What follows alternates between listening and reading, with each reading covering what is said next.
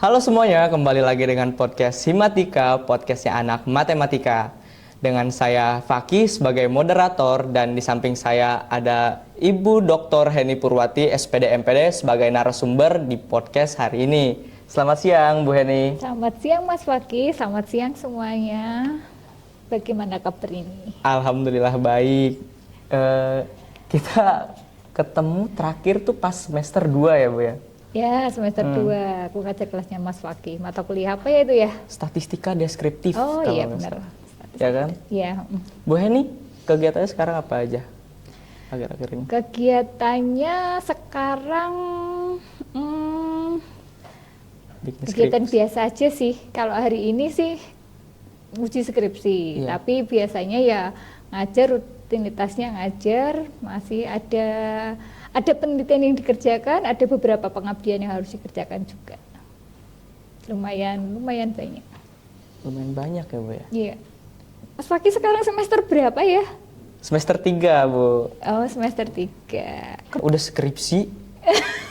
Baru juga semester 3 ya, masa ditanya skripsi? Berarti itu artinya sudah berasa dekat sama dosennya. Jadi dosen, oh udah lama ya di sini gitu. Iya sih. Kadang kita merasanya kayak gitu loh. Oh iya? Iya. Karena saking dekatnya sama mahasiswa tuh jadi ngerasa setiap hari kamu di sini rasanya gitu. Tapi ternyata waktu itu kan akan berasa berasa kayak singkat gitu ya kalau kita seneng ya. Gitu. Dosennya asik, cuman mata kuliahnya yang gak asik. Oh gitu. Mata kuliah nggak asik tuh bikin gimana rasanya untuk mahasiswa? Kalau untuk mahasiswa tuh kalau mata kuliahnya nggak asik tapi dosennya asik tuh masih bisa di apa ya namanya ya? Bisa dinikmati ya? Masih bisa dinikmati. Kayak karena dosennya seru, jadi akhirnya ngalir aja sama pembelajarannya. Oke. Karena dosennya seru ya. Yang penting tuh emang kuncinya di dosennya ya. Iya. Mata Kan salah kuliahnya. satunya Bu Heni. Oh gitu. Iya. Kenapa bisa melihat aku jadi dosen yang seru? Karena Bu Heni tuh untuk kalau misalkan menurut saya Ibu Heni tuh salah satu dosen yang asik karena apa? Karena di pembelajarannya itu selalu diselingi dengan candaan. Kayak salah satunya ice breaking. Nah, terus kadang ada selingan-selingan kayak ngobrol. Nah, itu yang bikin seru di dalam pembelajaran. Nah, itu pun yang pembelajaran yang sangat nggak sangat sih, lumayan relevan di tahun ini di anak-anak Gen Z lah. Soalnya soalnya anak-anak Gen Z itu kalau untuk diajak terlalu serius, mereka akan capek, Bu. Okay. Kayak kita tuh dipaksa untuk terus memahami pembelajaran yang ada di kelas gitu, siswa-siswa gitu kan, Gen Z. Nah, itu tuh sangatlah capek kalau tidak diselingi-selingi kayak ice breaking atau apa gitu. Dan ya akhirnya untuk fokus ke pembelajaran itu jadi lumayan sulit seperti itu. Kalau terlalu konsentrasi malah justru ini ya, mahasiswa ngerasa oh ini apa sih gitu ya lama-lama ini ya. Makanya Bu Heni itu salah satu dosen yang ada di UPKRIS yang sangat relevan ya di tahun. Relevan di tahun. Ya, apa ya namanya ya? Dosen terapa nih akhirnya? Maksudnya tuh pembelajarannya tuh relevan lah untuk anak-anak Gen Z gitu. Oke. Penilaian mahasiswa ya? Iya, penilaian mahasiswa langsung nih Bu. Langsung. Iya. Ini saya jadi mikir nih, ini testimoninya atas dasar apa nih saya jadi narasumber di sini gitu. Kalau testimoninya tuh dari mulut ke mulut Bu. Oh gitu ya. Jadi sering diomongin, pantesan saya sering. Waduh. Sering ketutan. Bocorkah ini? Gitu. Enggak sih. Oke, terima kasih ya penilaian mahasiswa kalau ternyata selama ini bisa masuk ke dunia kalian ya. Jadi bukan jadi dosen galak gitulah ya. Ya bukan. Ya walaupun waktu itu saya pernah kan dimarahin sama Bu Iya, Heni benar. karena ya nggak Memang merhatiin kesalahan saya. kayaknya ya, karena cerita sendiri. Masih inget ya Mas Ya, Waki masih ya? ingat Bu. Saya juga masih ingetin Mas Waki itu. Makanya saya sekarang di sebelah Bu ini agak malu. Oh gitu, pantesan deg-degan ya.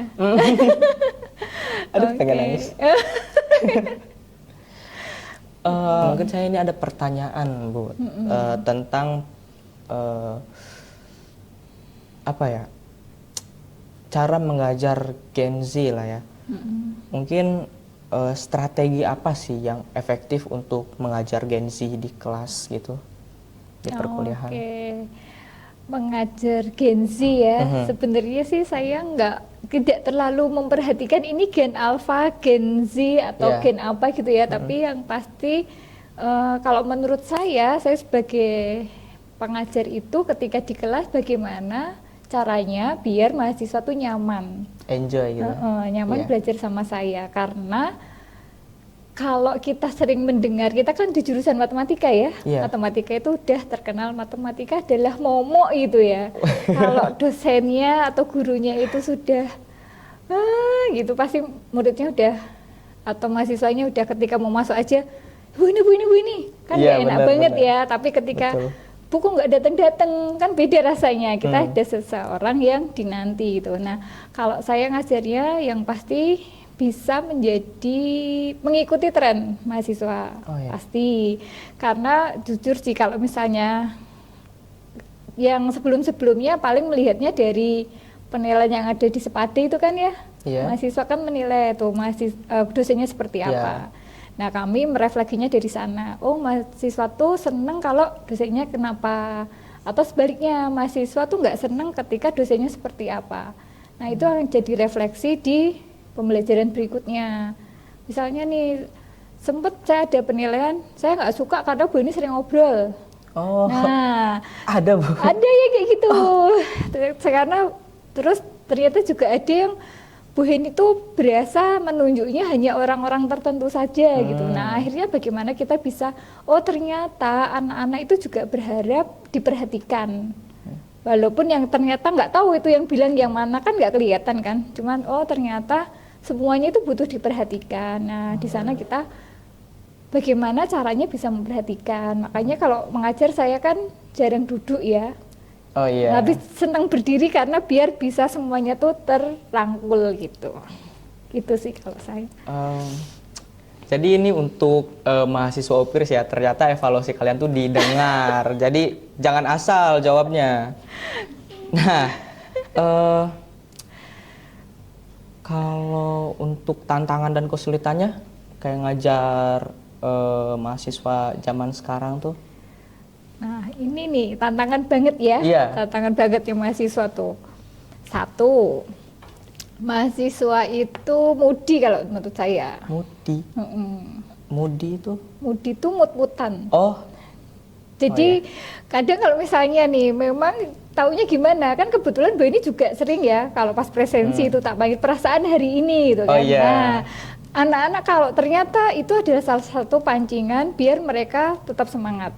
Oh iya. Nah kalau nggak digituin di awal itu biasanya akan ada yang diem aja yang kita nggak ngerti ekspresi diemnya tuh apa. Capek, malas. Nah capek, malas, sakit hati kah Iya. atau apa faktor-faktor yang lain. Nah itu moody. Kemudian kalau masih di kelas tuh masih belum terlihat sih sebenarnya.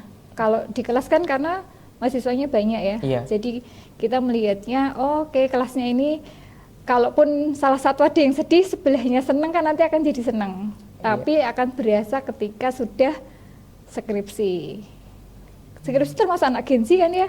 Yang sekarang belum lulus kan anak Gen Z kan? Oh iya. Nah, itu biasanya yang akan jadi PR. Mungkin saya pesan juga untuk teman-teman mahasiswa yang masuk di Gen Z itu buat rencana, planning, minimal planning harian. Nah planning harian. Biasanya mahasiswa yang sekedar aja lah besok berangkat, besok lagi ngapain. Nah itu tuh jadi kita agak susah dia maunya kayak gimana itu. Jadi ketika oh besok saya mau misalkan ngerjain skripsi jam sekian, nanti habis itu bimbingan mau apa. Nah itu tuh beda sama anak yang semangatnya anak sekarang tuh masih kurang sih kalau menurut Bu Eni. Terus juga termasuk effortnya. Saya berusaha tidak membandingkan dengan angkatan-angkatan yang dulu, tapi sesederhana dulu itu yang punya laptop nggak banyak. Mahasiswa dulu kan yang punya laptop nggak banyak. Ya, terbatas. Nah, terbatas. Sekarang fasilitas sudah lebih banyak. Akhirnya anak sekarang ketika misalnya nih mata kuliah yang hitungannya panjang, Bu panjang, udah ngeluh dulu. Padahal Excel ada, ini ada, tapi udah Bu ini dulu gitu. Nah itu yang jadi PR bagaimana, oke, fine kok kalian bisa menyelesaikan dengan segala fasilitas, dengan segala informasi, dengan segala teknologi yang sekarang ada. Itu sih kalau menurut saya. Karakter ya harus setiap hari dielus-elus. Dielus-elus artinya ya itu ditegur tadi, diperhatikan kan, misalnya nggak apa-apa ya sebut Mas Fakih dulu ya, pernah nggak apa-apa. Kan misalnya nih kayaknya kok dosennya santai ya, jadi saya bisa ngapa-ngapain nih, tapi ternyata ketika melakukan kok ngobrol sedikit Mas Fakih. Nah ya. itu kan contoh sederhana bagaimana kita membangkitkan mahasiswa untuk oke, perhatiin dulu ya gitu, tanpa harus memarahi kayak gitu kan. Itu mungkin yang saya lakukan. Menurut saya juga seperti itu. Ya, alhamdulillahnya saya salah satu orang yang nge-planning kalau setiap harinya tuh kayak mesti ngapain, cuman belum tentu tidak terrealisasi. Iya. Tapi minimal sudah punya plan lah ya. Ya, planningnya selalu ada. Iya, cuman alhamdulillah tidak terlaksana. Ada yang tidak terlaksana, ada yang terlaksana. Nah, nggak apa-apa banget. Yang penting sudah merencanakan, artinya memang bisa jadi tidak terlaksana karena sesuatu hal yang memang mendesak mendesak atau ya. membuat itu tidak bisa terlaksana kan. Tapi setidaknya sudah punya tujuan lah ya. Ya, sudah. Cara ice breaking Ibu Heni waktu itu apa ya? Berhasil sih Bu. Soalnya waktu itu saya kebetulan capek banget kan, mana ada 3 mata kuliah, udah gitu terakhirnya statistika deskriptif, wah itu capek banget. Terus Bu Heni ngajak ice breaking seperti itu lumayan merubah mood saya. Ya walaupun pas Bu Heni bilang, ya selanjutnya kita masuk ke pembelajaran, lumayan agak kerasa capek lagi, tapi berhasil. Ya itu salah satu sebenarnya kami ya, maksudnya nanti kalian juga mungkin akan merasakan ya, ketika kalian sudah menjadi guru, kita tuh akan bisa melihat kebutuhan mahasiswa itu seperti apa. Kalau kemarin saya bilang di kelas apa ya, kan mungkin dulu ketika sekolah tuh pernah bilang ada guru yang punya indera keenam, yang bisa melihat ketika muridnya nyontek. Oh iya. Ya, iya kan? Ada. Nah, sebenarnya apakah ia punya indera keenam? Sebenarnya ya karena terbiasa melihat situasi, kemudian bagaimana melihat, termasuk ketika melihat tatapan mata dari banyak orang itu kan akan terlihat. Ini kok anaknya diem ya? Kenapa ya? Kok sebagian kelas kok sepertinya sudah lelah? Kan kita bisa lihat. Nah, itulah caranya gimana biar mereka tuh nggak coba kalau di situasi yang seperti itu terus Bu ini mulai pembelajaran, bayangin yang tadi aja belum beres sudah dimulai lagi, apalagi 3-3-nya mata kuliah matematika gitu ya, kan capek. Nah, artinya ya udah mulai, walaupun ketika sudah ya kita selesai dia lanjutkan pasti dia sudah deh. Tapi nah itu termasuk cara oke, baiklah gitu. Iya. Nah, Bu Heni ini kan ngajar di pendidikan matematika kan. Menurut Ibu kondisi Indonesia tuh bagaimana untuk kedepannya jika sifat dan karakteristik dari Gen Z yang Ibu ajar seperti ini mungkinkah bisa mengubah masa depan bagi Indonesia, atau ada banyak yang harus diperbaiki oleh karakteristik Gen Z sekarang? Pasti bisa sih. Pasti akan ada masanya ya. Semua akan ada masanya. Jadi artinya ketika sekarang tuh terlihatnya nggak oke gitu. Anak-anak sekarang katakanlah terlihat tidak oke. Oh iya. Tapi kan kita nggak tahu berapa tahun lagi itu akan seperti apa. Karena proses belajar itu kan tidak dari saat ini aja kan. Dengan berjalannya waktu, nanti akan muncul kedewasaan, nanti akan muncul sikap saya harus bagaimana ketika ketemu masalah seperti ini, saya harus berbuat seperti apa, sesederhana misalnya. Kadang mungkin nggak ini sesederhana mahasiswa itu mau menemui dosen tapi dosennya sedang makan misalnya. Ada loh ada mahasiswa yang misalnya ke ruang dosen, kemudian dosennya sedang makan, ibu mohon maaf mau bimbingan. Kurang tepat Baiklah, waktunya. kira-kira kalau seperti itu gimana? Nah, itu mungkin ya itu ada terjadi, dan biasanya yang kami lakukan adalah nanti ketika masuk ke kelas kami menginformasikan kepada mahasiswa di kelas, minta tolong diperhatikan, kita kan belajar tata krama ya, nanti seperti apa ya, termasuk sesederhana kalau mau ngirim SMS atau ngirim WA atau telepon dosen itu sebaiknya waktunya jam berapa, bahasanya seperti apa, kan kadang itu juga disampaikan dosen kan di kelas ketika pembelajaran. Nah, itu adalah salah satu cara untuk menyiapkan gengsi menghadapi masa depan. Karena kan karakter adab dulu baru ilmu ya. Nah, jangan sampai terbalik. Ya, jangan sampai terbalik. Gitu. Menurut Ibu gimana rasanya ngajar Gen Z yang katanya suka rebahan? Padahal ada juga yang ya enggak semuanya tapi kritis lah. Saya selalu menikmati proses sih kalau saya. Jadi mau apapun kondisinya mahasiswa itu, saya akan berusaha untuk oke, kamu milikku itu. Jadi mau anaknya mau rebahan, ya nggak apa-apa, silahkan rebahan. Ada waktunya kok rebahan. Ada waktunya kok nanti kalian harus serius. Akan ada waktunya kok nanti kalian akan punya tugas. Nah, pembiasaan seperti itu yang mungkin akan jadi yang merubah anak-anak Gen Z akan punya tanggung jawab gitu. Tahu tempat dan tahu waktu. Betul.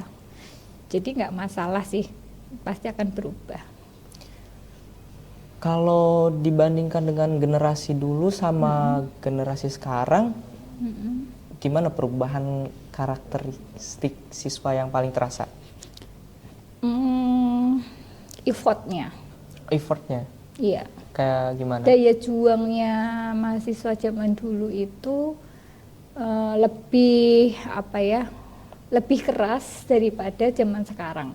Oh iya. Karena zaman dulu itu kan nggak semudah sekarang ya, misalkan kayak mau wifi nyari tempat dulu susah payah, nggak punya apa. Bahkan nyari-nyari materi pun di buku. Sekarang udah internet. Sekarang ada AI pula ada Kalau AI juga. UTS, UAS, kok jawabannya bahasanya kayak robot ya. Ini ngerjainnya pakai apa ya? Nah, itu tuh yang akan jadi PR. Itu yang jadi PR. Memang AI itu membantu, tapi bagaimana itu bukan sebagai salah satu-satunya sumber yang memudahkan mahasiswa untuk instan mendapatkan gitu. Nah, itu tantangannya adalah di situ, karena sekarang teknologi sudah jauh lebih baik daripada yang dulu. Jadi ya itu tantangannya, mahasiswa jadi ya udah jadi ketergantungan AI ya, bener ya? Kalau mau jujur kayak gitu kah kalau mahasiswa?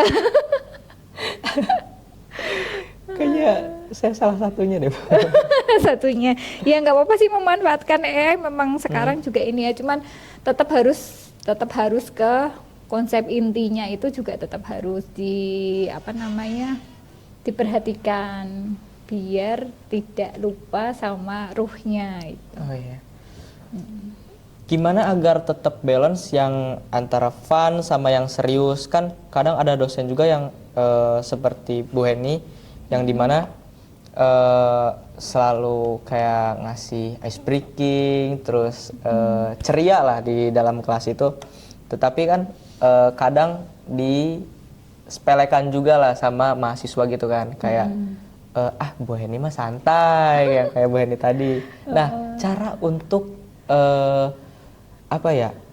tetap balance yang fun sama seriusnya ke mahasiswa itu bagaimana, Bu?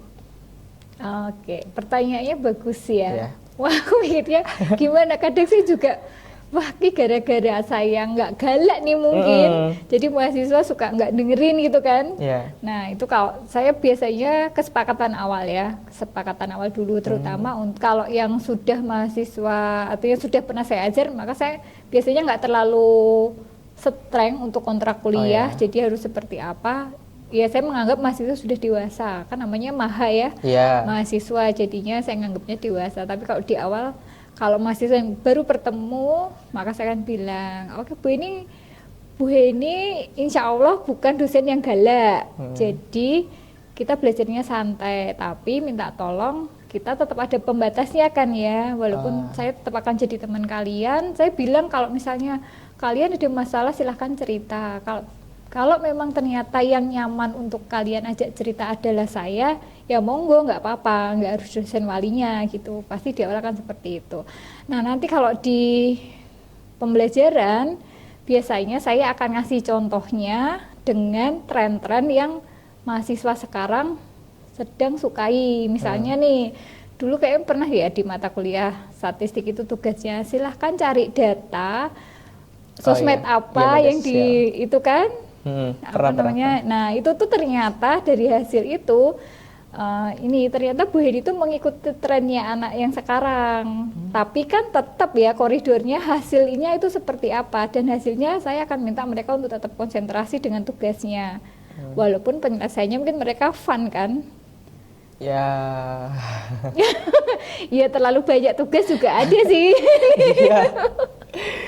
Cuman kan jadi oh iya apa lihat TikTok, lihat ini, saya pasti akan bilang kemarin Bu ini lihat di TikTok tuh kayak gini, lihat apa FYP dari Reel kayak gini, itu yang saya mencoba untuk masuki dunianya anak muda. Cuman yang nggak bisa saya masukin itu adalah drakor karena saya nggak suka nonton drakor. Jadi itu yang agak susah kalau ada istilah-istilah perkoreaan. Waduh. Bedainya gitu biar bisa balance, karena jadi ketika tugas, ketika materi tetap dibawa ke dunia nyata mereka, tapi ketika nanti hasilnya tetap akan konsentrasi sesuai dengan kita sedang bahas apa sekarang. Jadi ada maknanya yang mereka lakukan itu ternyata memang berguna atau memanfaatkan ilmu yang sedang mereka pelajari. Nah kalau Mas Fakih nih sebagai Gen Z, ini boleh ya gantian nanya ya? Boleh. Kan kalau dari sisi dosen tuh dosen sebaiknya seperti apa? Nah kalau menurut mahasiswa Gen Z itu mengharapkan dosen yang seperti apa? Kalau menurut saya ya, dosen yang saya inginkan mungkin ya seperti Bu Heni ini, kayak tahu yang dimana ada kita serius, ada dimana kita fun. Jadi enggak selalu fun dan enggak selalu serius. Soalnya ini mohon maaf kali ya. Soalnya mahasiswa kadang kalau misalkan diajak fun terus itu malah menyepelekan. Dan diajak serius terus itu malah bikin capek, dan akhirnya itulah salah satu yang bikin kita tidak memperhatikan atau enggak seluruh sih, ada di mana materi-materi yang enggak benar-benar masuk ke dalam otak gitu. Jadi kayak istilahnya yang masuk kuping kiri keluar kuping kanan. Apa kebalik ya? Ya itulah, atau sebaliknya ya. Ya atau sebaliknya. Seperti itu. Kan tadi saya bilang kan kalau misalkan kayak ada mahasiswa yang di mana dosennya tuh terlalu fun lah, enggak terlalu tapi lebih fun juga kayak di setiap pertemuannya itu kadang disepelekan. Nah, menurut Ibu itu bagaimana? Soalnya kadang diajak serius terus juga itu mahasiswa malah jadi bosan dan tidak bisa terlalu mengikuti pembelajarannya. Ya pada prinsipnya ya bisa menyeimbangkan itu ya, pada prinsipnya. Tapi ya karena kadang kita tetap harus kontrol. Masih PR juga sih buat saya. PR ketika sebenarnya sudah membuat RPS ya, katakanlah ya, seperti Oh, ya. rancangan pembelajaran semester itu. Nah, ketika sudah membuat rancangan, terus kita file-nya kepanjangan dikit aja, nah materi kan akan, loh nggak selesai, kebanyakan bercanda atau kebanyakan ngobrol. Nah itu tuh juga akan jadi kontrol ketika kapan kita harus serius, kapan kita harus fun. Karena ketika terlalu banyak fun, karena pengalaman di semester ini kemarin ada yang SBIRG-nya kepanjangan, ternyata materi jadi nggak selesai gitu. Nah itu jadinya akan jadi, nah nanti buat teman-teman yang sekarang sudah mulai membuat RPP atau menyiapkan modul ajar, merancang rancangan pembelajaran, itu perlu diperhatikan kapan waktu pembagian detail waktu untuk setiap langkah-langkah pembelajaran itu penting. Karena biar ya tadi, oke kita nggak pengen jadi guru yang galak, tapi gimana caranya nggak jadi guru yang galak? Kan tadi ada ice breaking, kita cerita tentang dunianya mereka, tapi seberapa lama kita mengisi itu biar materinya tetap harus ini terpenuhi atau terselesaikan gitu sih. Kalau saya tanya, kalau mahasiswa, versinya mahasiswa, kalau ada guru dosen yang terlalu tegang tuh kayak apa rasanya? Mencekam Bu di kelasnya. Mencekam banget. Mencekam ya? Mungkin apa ya? Jangan dosen juga deh. Di apa ya? Di sekolah juga kan ada guru kan. Nah, kalau misalkan kayak gurunya terlalu tegas, itu kan kalau misalkan kayak gurunya masuk aja udah kayak semuanya pada diam kan, benar-benar takut untuk gerak sedikit pun takut mengeluarkan suara kan. Nah itu dia Bu.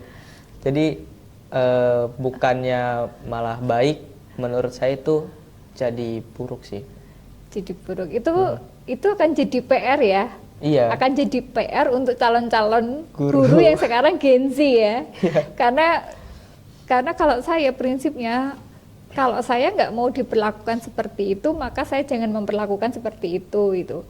Jadi dulu saya tuh ada, ya pas sekolah ya pas kuliah tuh ada ngerasain kalau misalnya dosen sepatunya yang bunyi cetok-cetok itu, wah itu ibunya udah datang, bapaknya sudah datang. Nah itu tuh udah nggak enak banget. Jadi sekarang gimana caranya seperti itu. Kemudian kalau misalnya, ya mesti saya juga bilang ke mahasiswa, kalian siapa yang berani atau yang mau maju gitu kan, atau yang mau berpendapat, karena mengurangi hal-hal sampai kita menunjuk.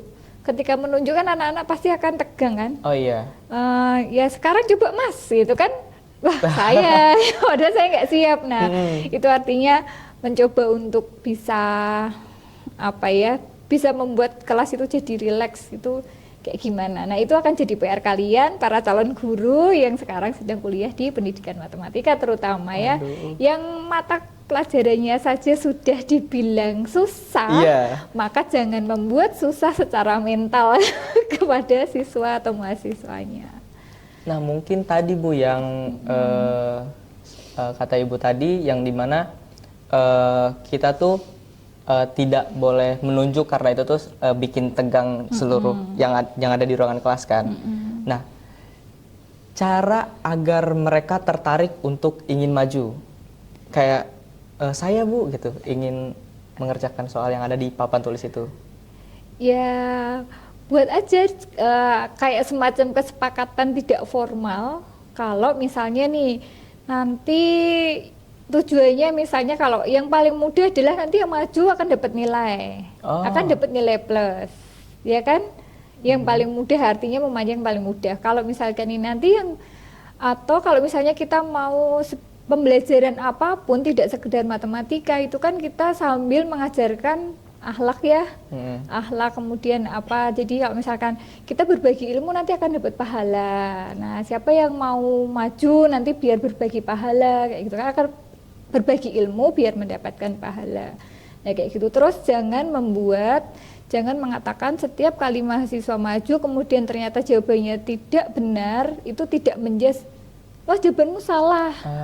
Nah itu biasanya akan bikin down mentalnya. Kan besok lagi, wah nanti kalau aku salah pasti kan malu ya. Nah itu coba, kalau misalkan kok ternyata nggak benar, coba dilihat dulu sudah benar belum, perhatikan langkah-langkahnya. Itu kan bahasanya sebenarnya untuk meminta mahasiswa untuk lebih teliti dengan bahasa yang lebih halus. Apalagi kadang temennya tuh malah ngetawain pas temennya salah. bukannya itu, dibantu kan. betul. Ya. Jadi ketika tidak dibuat down, maka kan yang lain akan, wah saya mau nyoba maju gitu kan. Tapi ketika kita sudah membuat, katakanlah satu anak maju, kemudian kita mengatakan dia salah, pasti yang lainnya akan takut. Iya. Tapi kalau yang, oh ternyata salah nggak apa-apa kok, apa sih yang lainnya akan berusaha untuk menjawab juga, berusaha untuk maju gitu. Itu caranya, triknya sih kalau aku. Ya. Pertanyaan saya yang terakhir mungkin Bu di podcast hari ini. Oke. Pesan dan motivasi untuk mahasiswa Gen Z dari Ibu. Pesan untuk mahasiswa Gen Z, teruslah berjalan sesuai yang sekarang sedang ada, ikuti perkembangan ilmu, pengetahuan, teknologi, yang pasti dahulukan karakter, yang pasti dahulukan adab, karena itu yang akan jadi, yang akan mencirikan kita secara individu, itu akan mencirikan kita bahwa katakanlah ketika misalnya nih kita berbuat sopan, kita berbuat baik, pasti orang akan mengenal, oh Fakih itu loh yang sopan, oh Fakih itu loh yang baik. Embel-embelnya belakang itu akan nanti, tapi ketika yang pertama dilihat kok itu loh yang sering pakai bajunya pendek, itu loh yang sering pakai kaos itu loh, nah itu tuh akan jadi penilaian nggak baik dulu gitu. Tapi yang pasti sesekecil itu, maka bersikaplah, berpenampilan, berkata yang baik-baik dulu, karena yang lain nanti pasti akan mengikuti. Itu akan jadi pilihan utama daripada yang pinter loh tapi dia tuh nggak enak ngomongnya, yang pinter loh tapi dia nggak sopan, kan akan dipilih yang terlihat oke dulu kan, nanti yang lainnya bisa dilatih. Nah gitu, itu sih pesan buat teman-teman Gen Z. Oke, baik, itu saja podcast kali ini. Terima kasih Bu Eni sudah jadi narasumber di podcast hari ini. Baik, semuanya, itu saja podcast hari ini. See you. See you, sampai ketemu lagi.